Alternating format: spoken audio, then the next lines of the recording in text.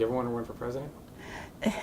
That's not what I'm thinking about right now. This whole business of Donald Trump having gotten elected, I kind of feel like everybody needs to take a step back, and then we need to stay really focused on what happens in the next 4 weeks, 4 months.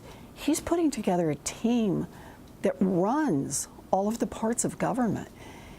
And if we've got people in there who are putting their own financial interests first, who are putting their buddies on Wall Street first, who are putting Vladimir Putin high on their list of who to help out here, that really changes what we are as a country. And so I see this is a time we've really got to bear down and concentrate on what's happening. People have got to stay engaged on these nominations. They've got to stay engaged when the Republicans in the House of Representatives come after Dodd-Frank or the environmental rules.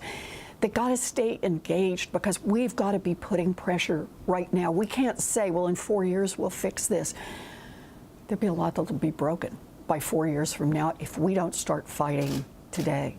There are places like the nomination of Rex Tillerson for Secretary of State, or Steve Mnuchin for Secretary of the Treasury, or a climate denier for head of the EPA, or someone who wants to privatize Medicare to head up HHS.